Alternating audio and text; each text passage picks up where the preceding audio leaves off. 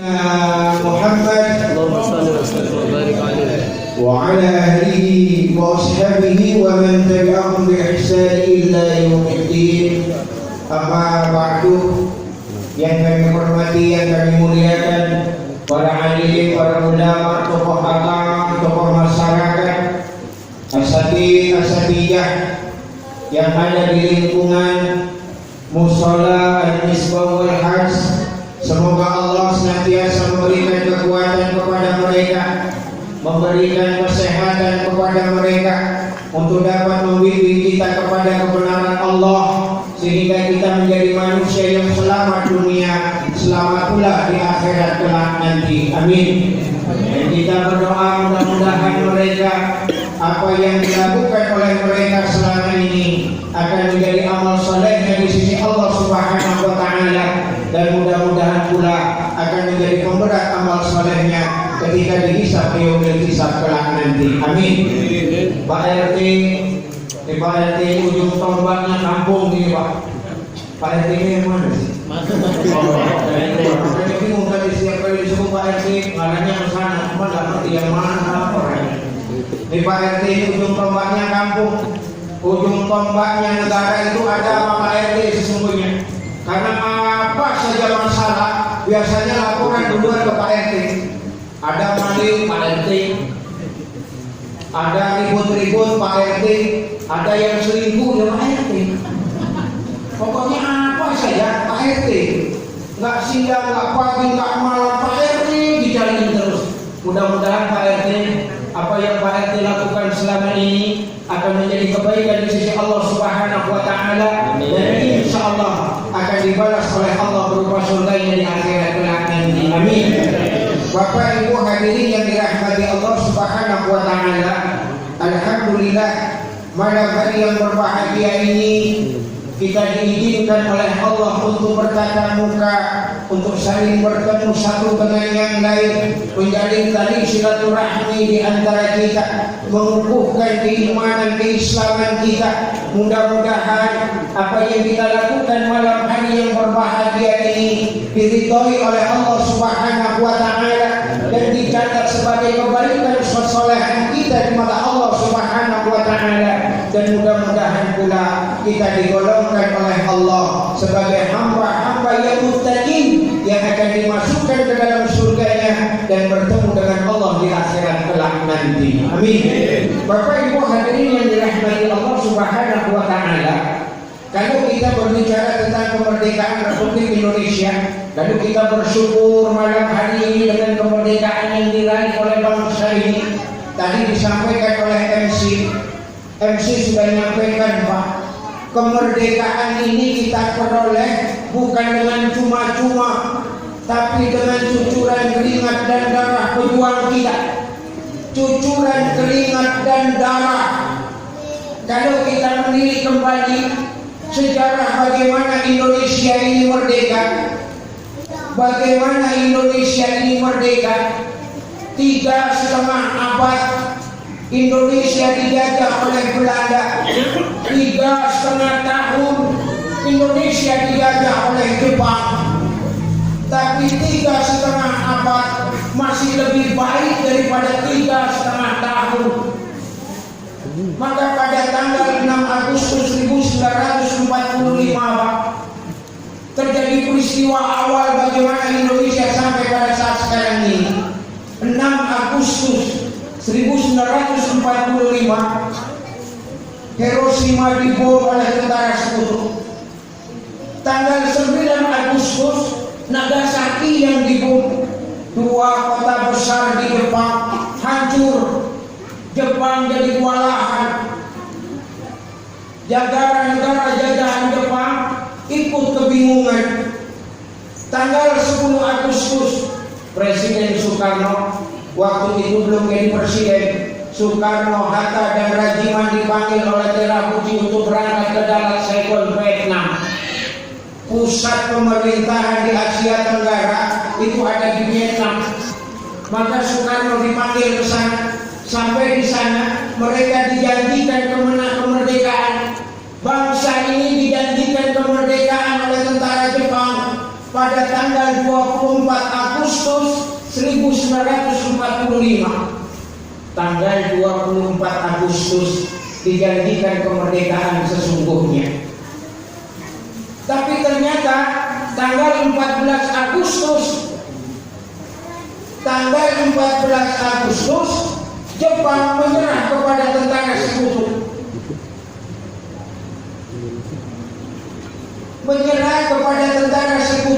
Menyerah tanpa syarat kepada sekutu.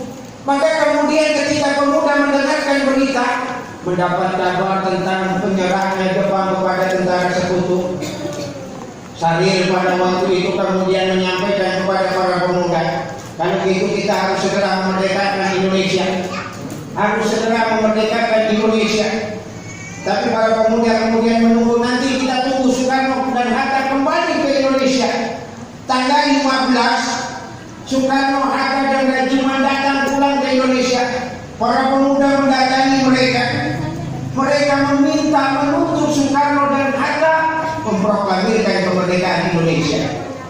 Tapi Soekarno Hatta tidak mau memproklamirkan karena mereka sudah dijanjikan kemerdekaan tanggal 24 Agustus. Maka pemuda meminta kepada Soekarno tolong ditanyakan lagi kepada tentara Jepang, karena orang-orang Jepang sesungguhnya sudah menyerah kepada tentara sekutu. Jawaban dari Jepang ternyata sama, Pak. Akhirnya Soekarno kemudian dituntut oleh para pemuda. Soekarno tetap tidak mau memerdekakan Indonesia. Maka hari itu kemudian para pemuda kumpul di lapangan di Kada, yang sekarang jadi lapangan Monas. Berkumpul di sana, lalu kemudian mereka merencanakan sesuatu. Tanggal 16 Agustus mereka melancarkan aksinya, melakukan penculikan kepada Soekarno dan Hatta. Sebetulnya sih bukan penculikan, tapi pembohongan. Kenapa? Pagi-pagi Soekarno Hatta sudah didatangi para pemuda, lalu kemudian disampaikan kepada mereka, perlu diketahui pada hari itu, pada saat itu bulan Ramadan, Pak. Pada saat itu bulan Ramadan, peristiwa ini kejadian di bulan Ramadan.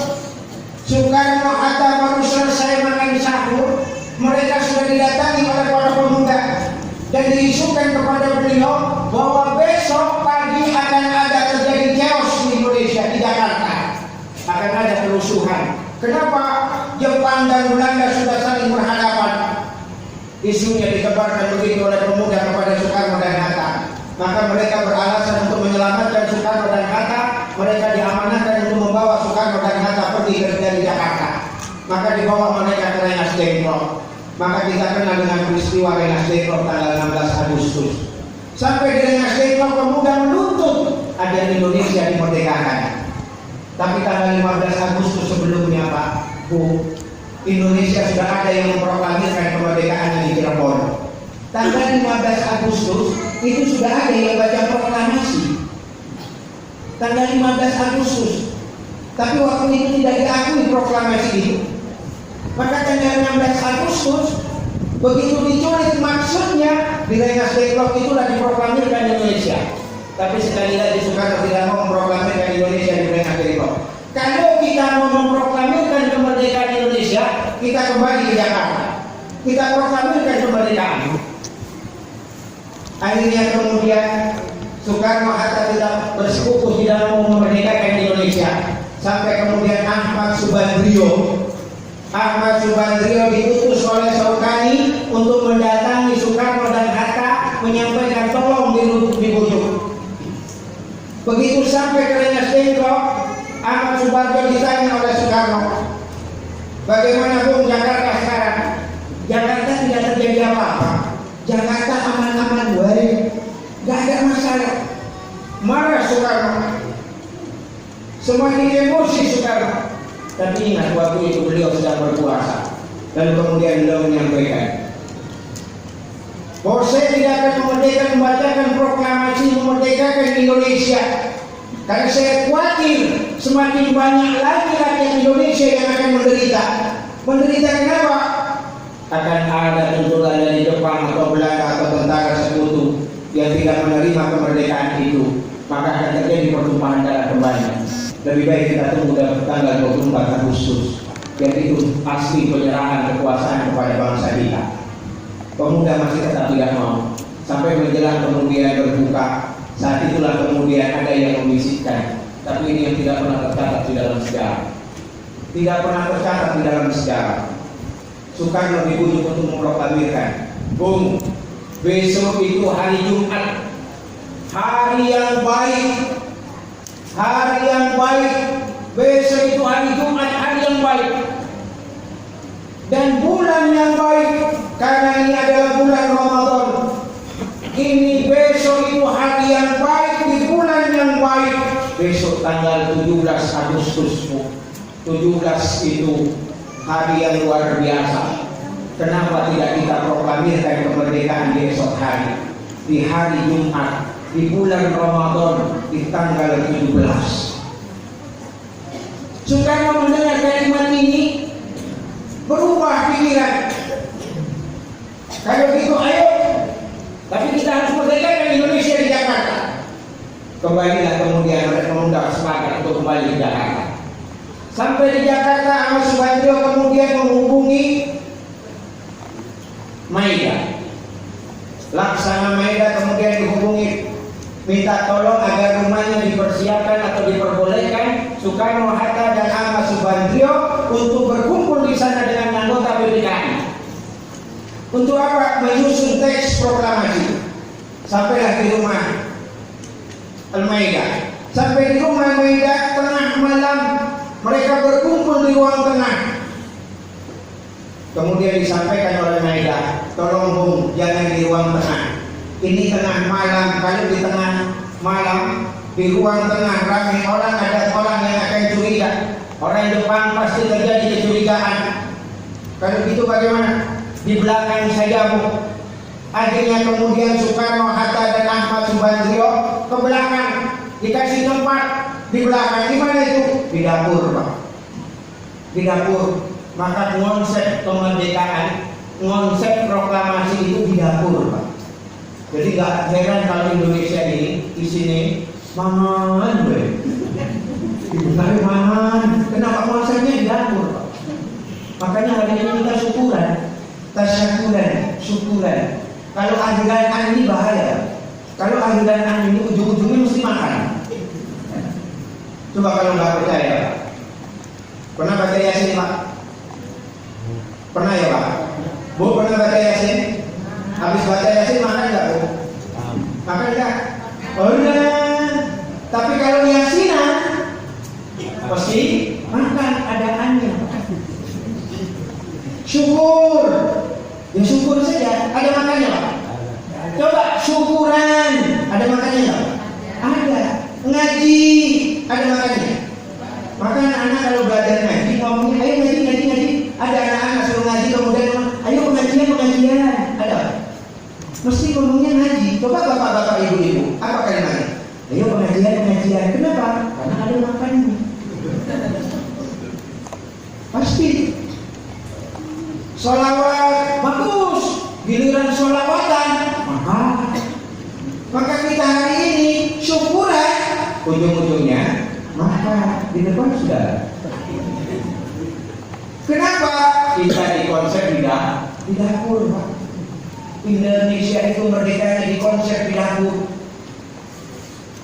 Maka kemudian tertulis dari sana, yang di benak Soekarno, Hatta itu masih teringat konsep yang dibuat oleh BPUPKI lalu dirumuskan oleh PPKI. Ada satu kalimat proklamasi. Apa pernyataan proklamasi pada waktu itu? Proklamasi, kami bangsa Indonesia dengan ini menyatakan kemerdekaan Indonesia. Titik. Cuma sampai di situ saja proklamasi waktu itu. Ahmad Subandrio, lalu kemudian Muhammad Hatta ngomong. Lalu lain-lainnya bagaimana? Tentang kekuasaan, aset negara, rakyat Indonesia dari Sabang sampai ke Merauke ini diapakan? Apa kita cuma merdeka toh? Yang lain-lainnya bagaimana? Yang lainnya ini mesti juga harus dituangkan dalam naskah proklamasi. Maka kata Soekarno kepada Muhammad Hatta, Bung, sampean lebih ngerti bagaimana menyusun kalimat. Karena orang Padang itu pintar sastra. Maka kemudian Soekarno menyuruh Muhammad Hatta untuk menyusun kalimatnya. Maka tersusunlah kalimat yang berikutnya, alinea yang kedua. Hal-hal yang mengenai pemilihan kekuasaan dan lain-lain diselenggarakan dengan cara yang sama dan dalam tempo yang sesingkat-singkatnya. Jakarta 17 Agustus 1945. Tadinya itu tulisannya adalah wakil-wakil bangsa. Wakil-wakil bangsa. Tapi kemudian Sukemi tidak mau kalau itu ditulis wakil-wakil bangsa. Kenapa? Kalau wakil-wakil bangsa yang bertanda tangan di naskah proklamasi itu adalah anggota PPKI. PPKI ini bentukan Jepang. Artinya kalau yang bertanda tangan adalah anggota PPKI, berarti kemerdekaan ini atas nama Jepang. Pemuda tidak mau atas nama Jepang. Indonesia harus merdeka atas nama bangsa Indonesia. Maka kemudian Soekarni memberikan tambahan kalimat, merubah kalimatnya atas nama bangsa Indonesia. Sutanto Hatta, Soekarno Hatta, dirubah ya. Maka bismillah proklamasi yang kita dapatkan sekarang ini perlu diketahui Pak, perlu kita ketahui. Rumusan BPUPKI dan kemudian menjadi rumusan PPKI, ada beberapa yang dihilangkan di dalam naskah itu Pak. Dalam rumusan BPUPKI itu ada rumusan syarat jadi presiden pertama harus orang Indonesia asli. Orang Indonesia asli beragama Islam, menjalankan syariat Islam. Itu undang-undang yang tertulis di BPUPKI. Tapi ketika ditulis di dalam sidang PPKI berubah. Presiden Indonesia itu orang Indonesia asli beragama Islam, titik. Tidak menjalankan syariat agama Islam. Menjalankan syariat agama Islam dicoret dalam rumusan PPKI. Sekarang rumusan di dalam PPKI berubah lagi. Orang Indonesia berKTP Indonesia. Sekarang rumusannya begitu. Artinya apa? Kalau orang Indonesia berKTP Indonesia, mau keturunan apa saja nggak masalah. Aslinya sudah hilang. Orang Indonesia berKTP Indonesia nggak pakai asli. Jadi mau keturunan Jepang kah, mau keturunan Amerika kah, mau keturunan Cina kah, Tiongkok kah, apa segala macam, nggak masalah. Boleh sekarang. Dan tidak harus beragama Islam. Inilah umat Islam yang hilang. Inilah yang terjadi sekarang. Maka dalam rumusan kenapa tanggal 18 Agustus 1945 terjadi sidang PPKI yang pertama. Dalam sidang PPKI yang pertama itu 7 kata di dalam Piagam Jakarta. Ada Piagam Jakarta, rumusan Pancasila, dasar negara Republik Indonesia. Dari 5 sila, sila yang pertama dihapus. Sila yang pertama berketuhanan dengan menjalankan syariat Islam bagi pemeluk-pemeluknya. Berketuhanan dengan menjalankan syariat Islam bagi pemeluk-pemeluknya. Menjalankan syariat Islam bagi pemeluk-pemeluknya dicoret. Jelas. Tinggal berketuhanan. Tinggal berketuhanan. Maka umat Islam pada waktu itu mengusulkan tolong tidak berketuhanan saja. Maka diambillah surat Al-Ikhlas. Diambil surat Al-Ikhlas. Qul huwallahu ahad. Katakan Allah itu tunggal, Allah itu satu. Maka sila pertama kemudian diminta ketuhanan yang Maha Esa. Ini pun hampir dihapus Pak, nggak diterima. Lalu waktu itu terjadilah perdebatan antara Muslim dan non-Muslim. Maramis dengan Ibu Gusti Ketut Murah. Itu yang paling kencang tidak mau menerima konsep ini. Yang paling kencang mereka berdua yang tidak mau menerima konsep Tuhanan yang Maha Esa dengan menjalankan. Sudah sepakat umat Islam ulama pada waktu itu, tokoh-tokoh Islam termasuk Soekarno, Hatta, Rajiman dan lain sebagainya. Oke. Kenapa? Karena waktu itu mereka mau memisahkan diri dari Indonesia. Mau memisahkan diri Pak. Mana itu? Maluku. Daerah timur sana mereka mengundurkan diri dari Indonesia. Maka kemudian umat Islam, oke, ulama-ulama pada waktu itu, pemimpin-pemimpin pada waktu itu, karena Soekarno sudah ditanya. Ketika tanggal 15 itu ditanyakan oleh Jepang. Apa yang ditanyakan Jepang? Bung, kalau Anda merdeka, apa bentuk negara Anda? Soekarno Hatta terbengong ketika ditanya bentuk negaranya apa? Karena bingung dibentuk negaranya apa, lalu Soekarno bertanya, kalau menurut Anda bagaimana? Negara sampai menjadikan saja negara kerajaan, agar kita sama kerjasamanya gampang antara kekaisaran Jepang dengan kekaisaran Hindia Belanda. Lalu apa yang kata Soekarno? Kalau jadi negara kerajaan, siapa yang jadi raja? Anda Bung jadi rajanya, Hatta jadi perdana menteri. Soekarno Hatta kemudian tidak mau si Soekarno. Tidak. Soekarno lalu kemudian narik si Hatta. Lalu kemudian ngomong dengan orang Jepang, tolong Bung, kami mau rundingkan dulu bentuk negara kami. Berundinglah mereka berdua. Apa kata Soekarno? Kita harus menjadi negara NKRI, Negara Kesatuan Republik Indonesia. Sementara Hatta mengusulkan menjadi negara serikat. Menjadi negara serikat. Ada negara di dalam negara, pusatnya di Jakarta. Maka ada negara Sumatera, ada negara Jawa, ada negara Sulawesi, Kalimantan, Irian. Soekarno menolak. Jangan dulu. Lalu Hatta bertanya, dengan apa Anda akan menyatukan Indonesia? Bermacam buku, bermacam bangsa, bermacam bahasa, agama, etnis dan lain sebagainya. Apa kata Soekarno? Akan kita satukan dengan satu nasib penderitaan yang sama. Bahwa kita adalah bangsa yang terjaga. Indonesia pernah jadi satu negara yang luar biasa. Ketika menjadi kerajaan Mataram, ketika menjadi kerajaan Singosari, ketika menjadi kerajaan Sriwijaya, sudah menjadi negara yang besar. Maka kata Soekarno, kita akan dihimpun dan diikat oleh nasib yang sama, adalah penderitaan yang sama. Maka kita bangun kebersamaan. Kebersamaan. Sekali lagi kebersamaan. Maka ketika terbentuk negara Indonesia, jadilah NKRI. Dan ketika dirumuskan NKRI, masih berketuhanan dengan menjalankan syariat Islam bagi pemerintahnya. Tapi ketika dalam pembukaan Undang-Undang Dasar, sidang PPKI yang pertama tanggal 18, Pancasila dirubah. Pancasila dirubah. Maka adalah pembukaan Undang-Undang Dasar 45. Ada pembukaan Undang-Undang Dasar 45. Tadinya nggak ada pembukaan itu, yang selalu dibaca anak-anak kita ketika upacara hari Senin itu. Maka tertulislah di sana pembukaan Undang-Undang Dasar 45. Alinea yang keempat, ada dasar negara kita. Dasar negaranya berubah dari ketuhanan yang berketuhanan dengan menjalankan syariat agama Islam bagi pemeluknya, berubah menjadi ketuhanan yang Maha Esa. Jadi ketuhanan yang Maha Esa itu pun diterima oleh umat Islam. Itu pun diterima.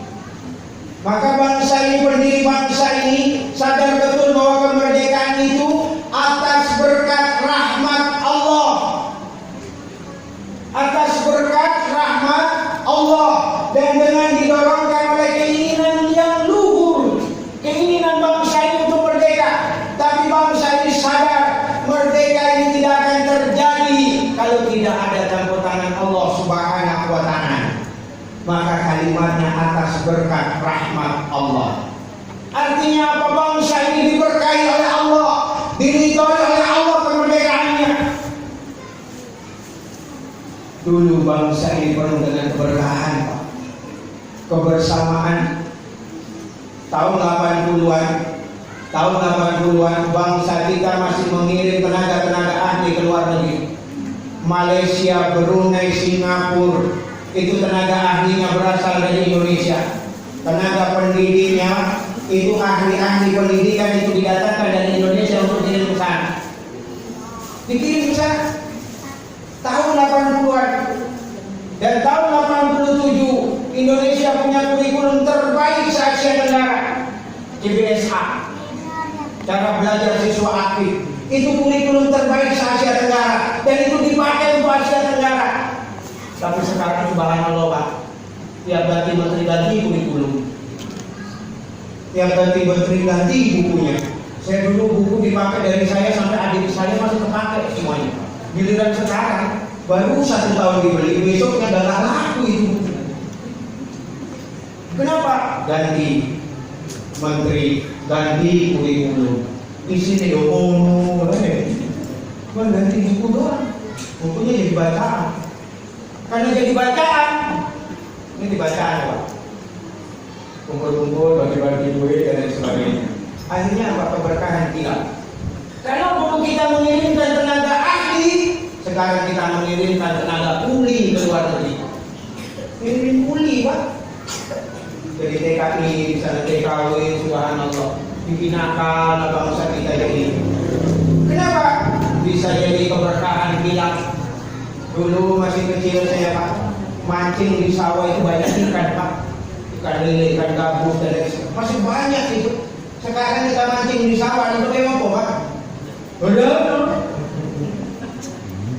Dulu sungai itu bersih, jernih. Anak-anak mandi sekarang itu Pak mandi di sana di Sungai Ampal. Waktu dibekan semua, itu dua semua. Nanti dulu jernih, air melimpah, tapi tidak pernah kebanjiran. Sekarang air melimpah sedikit, tergenang di mana-mana. Kenapa? Keberkahan mungkin sudah dicabut oleh Allah Subhanahu wa Ta'ala. Kenapa? Bangsa ini melupakan Allah, melupakan penciptanya. Bangsa ini lupa siapa yang memberikan kemerdekaannya.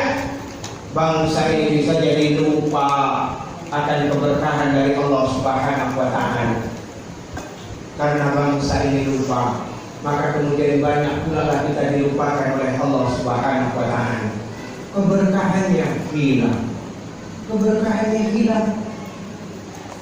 Dulu orang ngomong tongkat dilempar saja jadi tanaman. Bukan lautan, hanya kolam susu kecuali. Sekarang kolamnya jadi susu betulan Pak. Bukan kabeh. Ini terjadi sekarang. Air dan jalan, ikan menghampirimu. Sekarang ada sore ini Bapak. Ikan diracuni semua. Keberkahannya hilang. Keberkahannya hilang. Kenapa? Kita sudah tidak lagi menjalin silaturahmi di antara kita. Kebersamaan kita hilang, silaturahmi kita hilang. Umat Islam gampang diadu domba. Umat Islam gampang dipecah belah. Umat Islam sekarang subhanallah terpilkok-pilkok, terkelompok-kelompok. Bahkan banyak umat Islam yang tak merdeka sekarang. Udah merdeka Bu? Bu?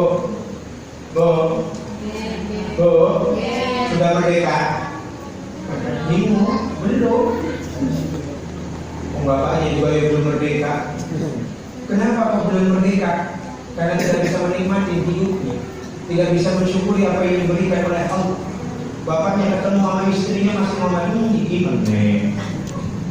gimana mau merdeka begitu? Kenapa? Dirinya terjaga, nuraninya terjaga. Terjaga oleh apa? Keinginan. Pak kita ini terlalu punya keinginan yang luar biasa. Ibu-ibu yang keinginannya luar biasa. Maka Allah tidak mengabulkan keinginan kita. Yang dikabulkan oleh Allah itu apa? Allah hanya mengabulkan kebutuhan kita. Allah lebih tahu apa yang kita butuhkan, bukan apa yang kita inginkan. Ya Pak, Allah lebih tahu apa yang kita butuh, bukan apa yang kita inginkan. Kalau yang kita inginkan terlalu banyak, di depan sudah air putih itu. Kalau hanya kebutuhan untuk menghilangkan dahaga, cukup air putih Pak, cukup air putih. Tapi kalau kita ngomong keinginan, ya Allah, ngoceh, mau cuma kasih air putih. Coba ikan jahe, untuk panitia juga mungkin, juga berubah itu. Mau sampai besok dia tetap air putih. Tapi wanita ini gak ada yang gerak. Sampai besok tetap ada. Sudah dikasih wedang jahe masih ngomong coba. Ada limus. Coba. Kenapa itu keinginan? Kalau keinginan tidak pernah cukup. Bapaknya sudah punya istri satu, kayaknya enak kalau dua. Sudah dua, sampai sempurna kalau bisa tiga. Karena kalau sudah tiga baru namanya istri. Kalau satu namanya iswan. Kalau dua istu. Kalau tiga baru istri. Ya Pak? Betul loh. Jadi kalau satu baru iswan, dua istu, kalau tiga istri, kalau empat bonus. Bonus. Ini yang terjadi pada kita. Apa itu? Kita tidak pandai bersyukuri apa yang diberikan oleh Allah, sehingga hidup kita jadi terjaga. Hidup kita jadi tidak tenang. Kita selalu merasa kurang dan lain sebagainya. Coba, di antara kita terkadang timbul rasa iri, dengki, kita suka menghasut orang lain. Ini yang terjadi sekarang. Banyak hasutan. Kadang kita iri dengan tetangga. Iri dengan tetangga. Tetangganya bahagia, dia yang menderita. Gara-gara tetangga beli televisi, stroke dia. Ya Allah, beli televisi langsung kejam. Kan ngeri kalau begitu. Tetangga beli kompor gas, dia yang kepanasan. Tetangganya beli kulkas, dia yang kedinginan. Giliran tetangganya beli motor, beli mobil, dia yang ketabrak. Kenapa saking irinya? Gak pernah bahagia. Orang yang begini gak merdeka ya. Apalagi yang orang yang tidak senang dengan tetangganya. Contohnya begini. Bertetanggaan, di sini rumahnya, di sini rumah tetangga yang dia tidak suka sama sekali dengan tetangga ini. Di sini ada warung, mau ke warung karena nggak mau ketemu dengan tetangga sebelahnya, muter setengah kilo dari belakang. Sudah muter setengah kilo dari belakang, pas di warung tetangga sebelah pas belanja di warung. Capek muter setengah kilo. Apa di sini raimu ya ketok? Apa nggak ada bahasa sana? Ini karena orang nggak tahu hidupnya begitu. Jadi menderita. Inilah orang yang tidak berbeda. Inilah orang yang tidak bersyukur. Maka ayo nikmati apa yang diberikan oleh Allah. Nikmatin saja. Pak, istri bapak itu luar biasa. Gak usah bayarin istri orang lain. Apalagi bapak-bapak ini begitu melihat istrinya, melihat gadis, kalau nopo dia dikawin di situ ya. Ternyata semakin lama semakin cantik orang belakangan. Begitu melihat istrinya, subhanallah, ada lemak di mana-mana. Lain. Ya Pak. Masih dipuji istrinya Pak. Ya ini masih. Bu, masih dipuji oleh suaminya Bu. Alhamdulillah, dua orang yang jawab. Yang lainnya bingung apa, yang puji apa. Ibu, sudah pernah mengucapkan terima kasih kepada bapaknya Bu? Kapan Bu? Nah, bingung kapan? Dari suwe Pak. Bu, Ibu, ucapkanlah terima kasih sama Bapak. Udah ya Bu? Apa yang Ibu ucapkan terima kasih kepada Bapak? Sudah dibeliin sesuatu. Kalau nggak dibeliin, ya thank you. Itu Bu, berterima kasihlah kepada suami. Kenapa? Karena kalau tidak ada suami Ibu sampai sekarang Bu, kalau bapaknya dulu nggak ngelamar Ibu, sampai sekarang sampai masih jomblo Bu, nggak laku. Ya Bu ya, nggak laku Bu. Untung ada bapaknya yang mau sama Ibu, akhirnya Ibu dilamar dan dijadikan istri. Kalau enggak, ya sampai sekarang nggak laku sampai. Betul nggak Bu? Nyatanya setelah dinikahi oleh bapaknya ada yang lamar Ibu. Oh no. Makanya untung ada bapaknya. Maka terima kasih Bu. Pulang dari sini nanti dicari bapaknya. Ketemu bapaknya ngomong Pak atau thank you. Kenapa bapaknya ini banyak barokahnya ini? Ibu sudah cium Hajarul Aswad hari ini? Bu, sudah cium Hajarul Aswad hari ini? Hari ini? Alhamdulillah sudah. Yang lainnya masih bingung mau cium Hajarul Aswad. Bu, kalau ada suaminya di rumah, ada yang menyampaikan seorang istri yang mau mencium telinga atau tangan suami dengan rasa takdim, itu nilainya sama dengan orang yang mencium Hajarul Aswad. Sama dengan orang yang mencium Hajarul Aswad. Kalau hari ini belum cium Hajarul Aswad tuh, pulang dari sini dicariin bapaknya. Begitu ketemu sama bapaknya ngomong, Pak, saya mau cium Hajarul Aswad. Paling bapaknya bingung, ngopo pulang pengajian jadi error. Pengajian Aswad ada di Mekah, mau nyium di sini. Bapaknya masih bingung. Begitu berlatih ambil jidatnya cium, mak tepok. Paling bapaknya ngomong, ya Allah, dari error kenapa sekarang jadi lagi ini orang. Ya Bu ya, masih nyuci baju celana suami Bu? Masih. Yang nyuci Ibu apa masih nyuci? Siapa Bu? Atau tetangga? Laundry, subhanallah. Padahal Bu, kalau Ibu mau mencuci baju celana suami, digugurkan dosanya oleh Allah Subhanahu wa Ta'ala.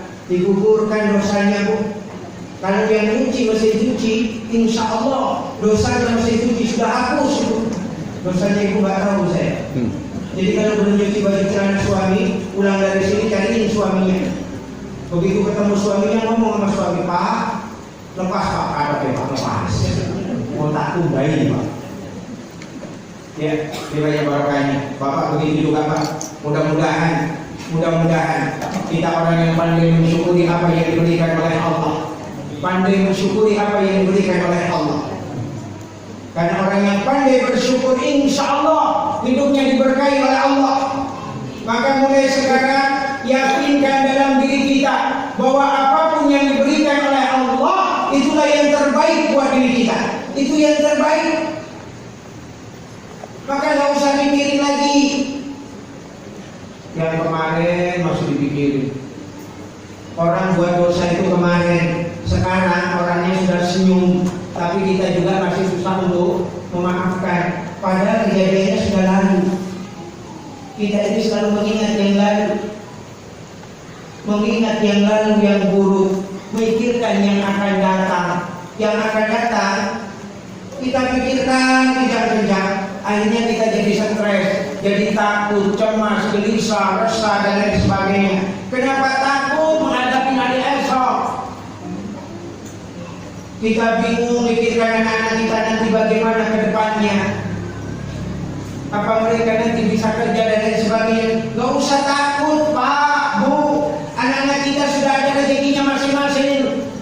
Yang kita takutkan anak kita jadi anak soleh atau tidak, masih bisa ke masjid atau tidak, masih bisa datangi musola atau tidak. Itu yang harus kita pikirkan sekarang. Kalau rezekinya mereka sudah ditentukan oleh Allah. Ini yang di depan ini Pak. Apa dulu pernah berpikir bahwa Bapak tinggal di tempat ini? Pak, pernah Pak mikir Pak? Waktu kecil dulu Bapak apa pernah bercita-cita nyampe ke sini Pak? Yaudah. Tapi nyatanya sampai ke sini. Gitu Pak. Saya loh Pak. Saya ini orang Sumatera. Pujakusuma, putra Jawa kelahiran Sumatera. Saya ini Pujakusuma. Lahir di Sumatera, besar di Sumatera. Jodohnya Pak. Jodohnya mau Karangrejo Pak. Saya lahir di Sumatera, besar di Sumatera, kuliah di Jogja. Waktu saya di Sumatera apa yang gak ini gadis yang doyankan lagu. Wah aku yang gak ini lah saya.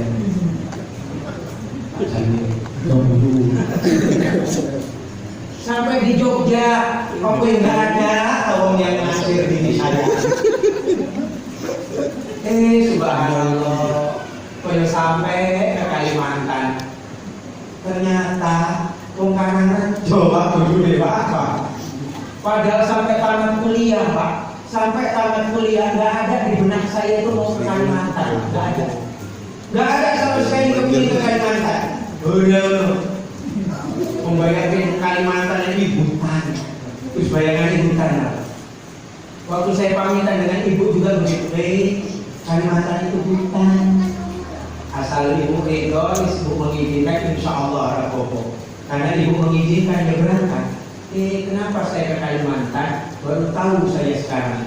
Karena dulu saya ada di Karangrejo. Baru itu hikmahnya bujuk uang Karangrejo. Kalau di Sumatera saja belum nikah saya, Pak. Pernah laku. Kalau di Jawa saja podo ya, Pak. Kenapa jodohnya ada di Kalimantan? Jadi nggak usah berpikir kita nanti bagaimana. Saya ini sarjana agama, Pak. Sarjana agama. Saya ngajar di Pondok Pesantren Asyifa. Tahu yang saya ajarkan apa, Pak? Sejarah nasional. Maka saya bicara tentang sejarah itu. Menurut itu, saya pelajaran di Pondok. Pantas, Pak. Bahkan ini pelajaran itu. 10 tahun Pak ngajarin cuma itu, Pak. Ini loh model tua. Ini loh model tua. Dan ditanya kamu pelajarannya sejarah. Ya sejarah. Lalu Pak Andre undang saya untuk ngomong sejarah. Nah jadi ustaz, orang kau tidak saya ustaz, kamu jadi ustaz. Terus santri saya pada yang jadi ustaz, berapa? Nggak ada, Pak. Saya ngajar dari tahun 2000, Pak. Ngajar dari tahun 2000 di Pondok Pesantren Asyifa itu dari tahun 2000. Sampai sekarang anak-anak saya, santri saya manggil saya ustaz itu susah. Susah. Kalau manggil ustaz, boleh sok. Manggilnya paling Pak Tom, bingung. Nek manggil ustaz ya pakai Pak. Ustaz Pak Tom. Jadi semua juga. Itu tetap. Ya memang nggak cocok. Di suara pokok. Dinikmati, weh. Hidup itu dinikmati. Saya sarjana agama, ngajarnya sejarah. Hari-hari saya, Pak, keluyurannya di rumah sakit. Hari-hari keluyuran saya di rumah sakit. Apa, Pak? Sales saya ini, Pak. Saya ini marketing, Bu. Sales rumah sakit. Saya ini orang farmasi, Pak. Marketing eksekutif sebuah farmasi di Jakarta. Sales, Pak. Farmasi di sana. Alah sarjana agama ke farmasi, ke suara nyambung. Urusannya di mana lagi? Sudah farmasi, kaitannya dengan ruangan operasi di sana. Setiap 1 bulan sekali minimal saya bantuin dokter itu operasi. Masuk ke ruang operasi. Motor-motor operasi apa? Pasien terus belahan ini. Kenapa? Kita tidak pernah tahu apa yang terjadi esok. Tidak pernah tahu apa yang terjadi esok. Nikmatin saja apa yang ada hari ini. Karena hari ini adalah kenyataan. Besok cuma mimpi. Kemarin sejarah dalam kehidupan kita. Gak mungkin kembali. Besok itu cuma mimpi. Kita gak pernah tahu apa yang akan terjadi besok. Gak ada yang tahu. Kalau di sini aja gak direncanakan. Gitu, Pak. Bapak ngerti sekarang ini lautnya apa? Tadi terbayang gak? Isi kotak itu apa? Terbayang nggak? Ini karena memang rezeki kita dari dulu ya itu, Pak. Sudah tertulis di sana.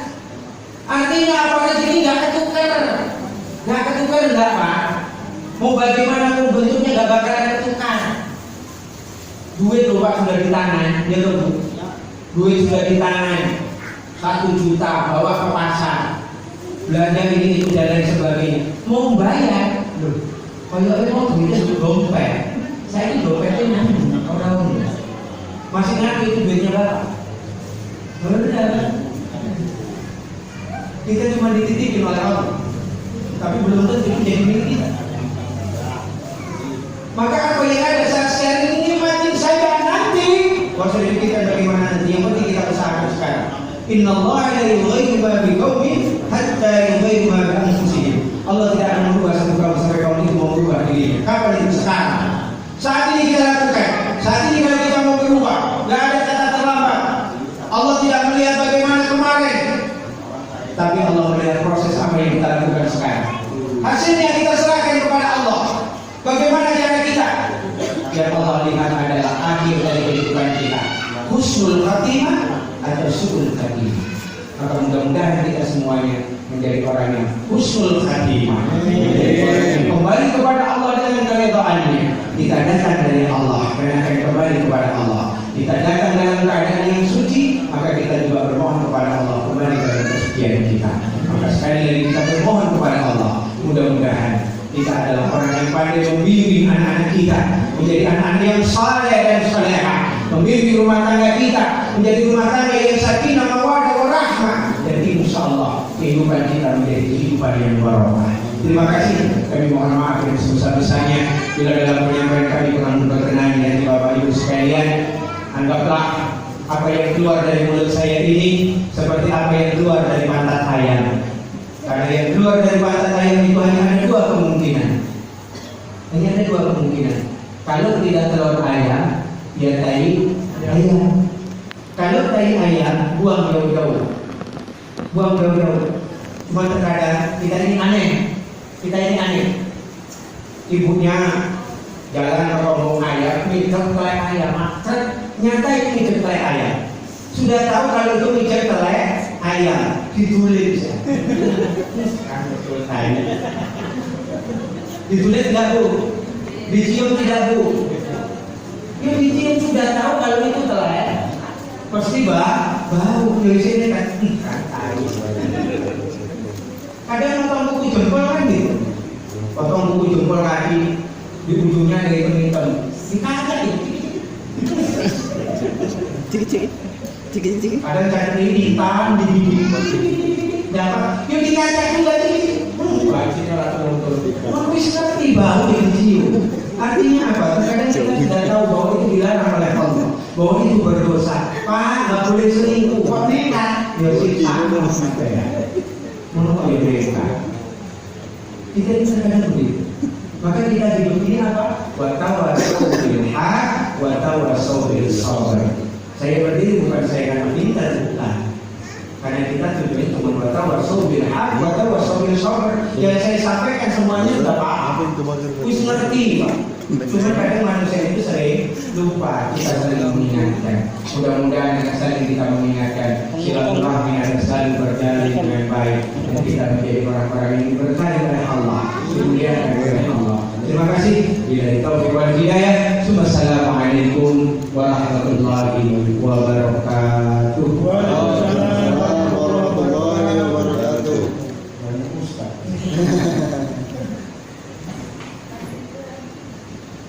Itu saudara Pak. Jadi saya baru satu-satu dulu. Itu LC loh semuanya Pak. Itu LC semuanya Pak. Orang-orang dari luar negeri semua. Aku ini lulusan lokal. Besar apa? Ayo, mudah-mudahan Allah Subhanahu wa Ta'ala meridhai apa yang kita lakukan hari ini. Kita menjadi orang-orang yang selalu ikhlas dengan apa yang diberikan oleh Allah. Maka untuk itu terserah diri kepada Allah. Ila khawalatin Nabi Mustafa Muhammad Rasulullah sallallahu alaihi wasallam wa khususan bila hadiati nasibul al-Fatihah. Alhamdulillah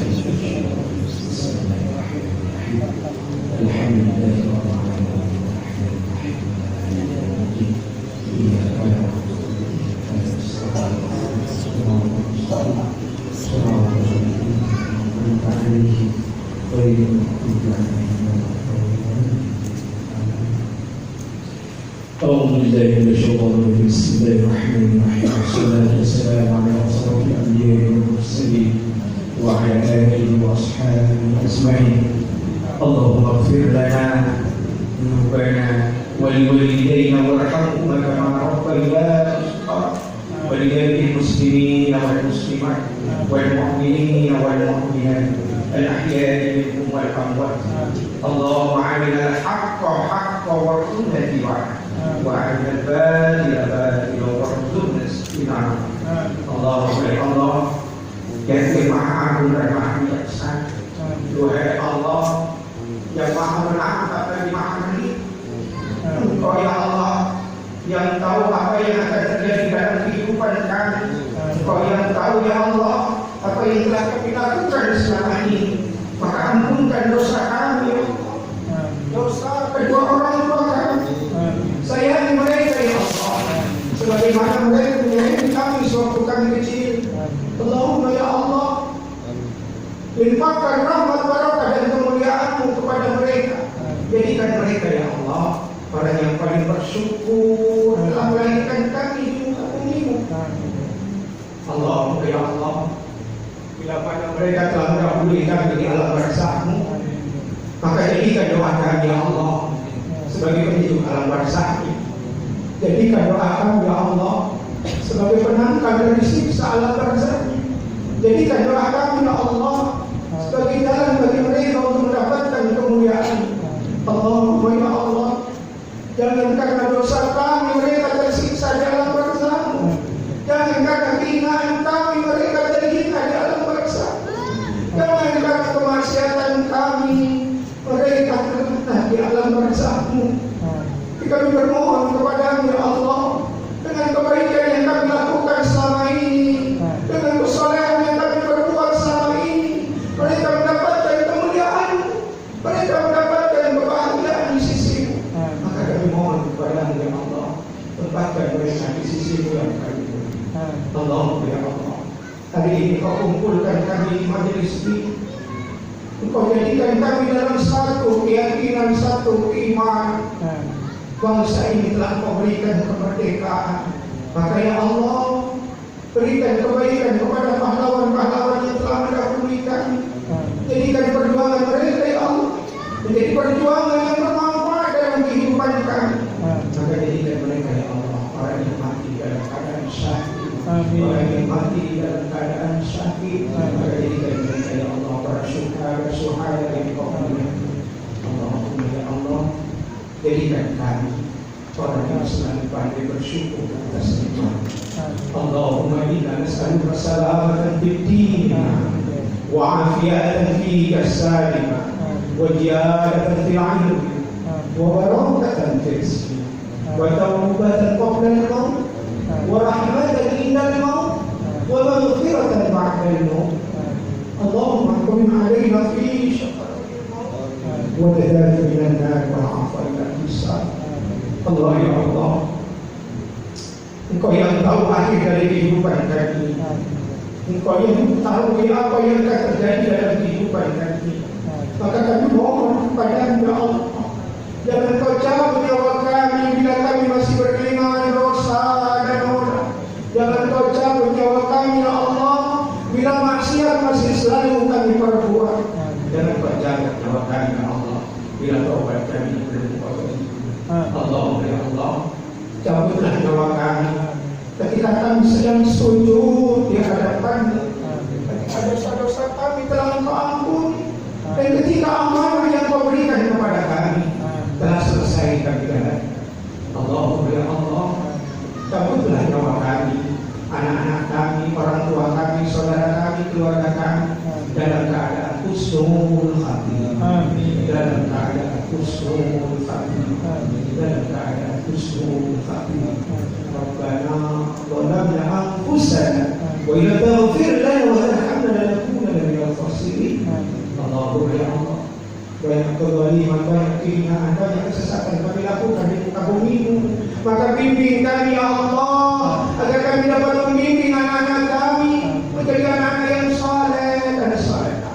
Bimbing kami ya Allah, agar kami dapat membimbing rumah tangga kami menjadi rumah tangga yang sakinah, mawaddah, warahmah. Bimbing kami ya Allah, agar kami menjadi hamba-hamba-Mu yang ikhlas terhadap Diri.